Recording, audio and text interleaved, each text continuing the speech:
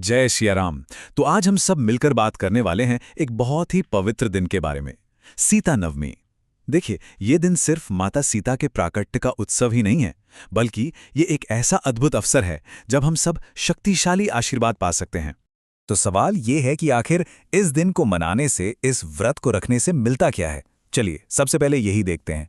इस दिन की कृपा से प्रियजनों को लंबी उम्र और अच्छा स्वास्थ्य मिलता है, एक खुशहाल शादीशुदा जिंदगी का वरदान मिलता है, और हाँ, धन, समृद्धि और जो सबसे जरूरी है, मन की शांति, वो भी प्राप्त होती है। इतना ही नहीं, ये दिन हमें धैर्य और साहस जैसे गुणों को अपनाने की प्रेरणा भी देता है। अच्छा, ये जो सारे आशीर्वाद हैं ना, इनकी जड़ें जुड़ी हैं माता सीता की दिव्य जन्म कथा से। तो चलिए अब उन्हीं की उस चमत्कारी जन्म कथा को समझते हैं, जिससे उनके दिव्य स्वरूप का पता चलता है। तो कहानी शुरू होती है मिथिला के महान राजा जनक से। हुआ ये कि उनके राज्य में बहुत भयंकर सूखा पड़ा था। तब उन्होंने खुद एक पवित्र अनुष्ठान के तौर पर बंजर जमीन पर हल चलाने का फैसला किया।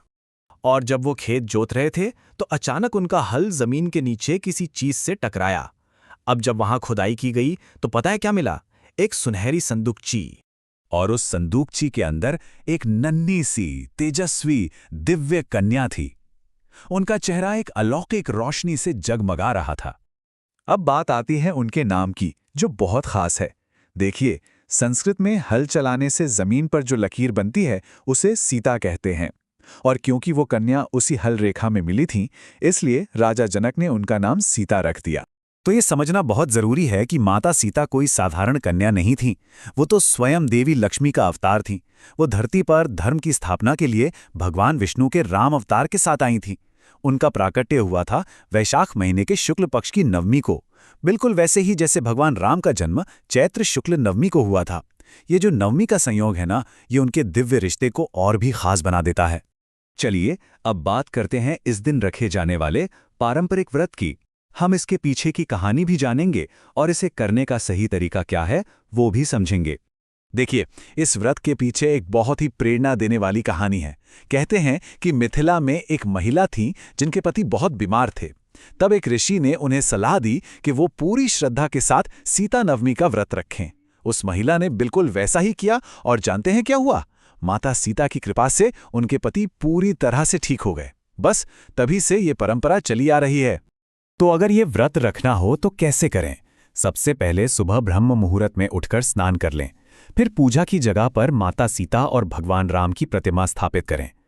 पूजा का जो सबसे सही समय है वो है मध्याह्न मुहूर्त। उस वक्त तिल, जौ, फल, फूल चढ़ाएं। हाँ, एक बात और, इस दिन कथा सुनना बहुत जरूरी माना जाता है। और फिर अपनी श्रद्धा और क्षमता के हिसाब से या तो बिना पानी के या फिर सिर्फ फल खाकर व्रत रखें। अच्छा, पूजा और व्रत की विधि तो हमने जान ली। अब थोड़ा और गहरा उतरते हैं और सीताराम मंत्र के पीछे जो आध्यात्मिक विज्ञान है उसके गहरे मतलब को समझते हैं। सीताराम, ये सिर्फ दो नाम नहीं है, ये अपने आप में एक पूरा विज्ञान है। देखिए, जब हम सीता कहते हैं तो ये हमारे शरीर की जीवन ऊर्जा यानी प्राणिक ऊर्जा को जगाता है, हमारी इड़ा नाड़ी को एक्टिवेट करता है। और वहीं दूसरी तरफ जब हम राम कहते हैं तो ये आध्यात्मिक अग्नि और हमारी पिंगला नाड़ी को जगाता है। और कमाल की बात यह है कि जब ये दोनों ऊर्जाएं मिलती हैं तो ये हमारी सुषुम्ना नाड़ी को सक्रिय कर देती हैं, जो कि हमारी रीढ़ की हड्डी के बीच का मुख्य एनर्जी चैनल है। और जब ये सक्रिय होती है तो शरीर, मन और आत्मा तीनों में एक गजब का संतुलन आ जाता है। तो इस मंत्र को जपने के फायदे क्या हैं? इससे मन को गहरी शांति मिलती है, बेचैनी, चिंता दूर होती है, हमारे दिमाग के दोनों हिस्से बैलेंस हो जाते हैं और ये हमारी नेगेटिव एनर्जी और कर्मों को खत्म करके हमें आध्यात्मिक रूप से जगाने में मदद करता है। तो हमने कहानी भी जान ली, व्रत की विधि भी समझ ली और मंत्र का विज्ञान भी।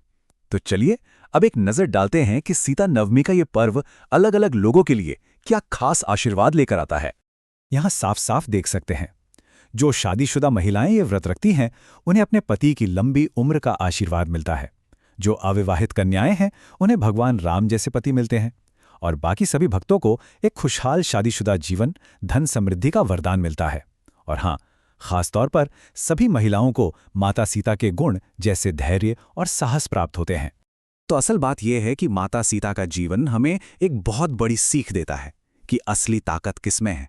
असली ताकत है धैर्य में, भक्ति में और अटूट विश्वास में। यही वो शक्ति थी जिसने उन्हें हर मुश्किल में मजबूत बनाए रखा। और जाते जाते एक सवाल सबके लिए छोड़ जाते हैं। आज की इस भाग दौड़ वाली दुनिया में जहां हर पल सब कुछ बदल रहा है, वहां हम माता सीता के ये गुण, धैर्य, साहस और भक्ति हमें अंदर से मजबूती और ठहराव कैसे दे सकते हैं, इस पर जरूर सोचिएगा।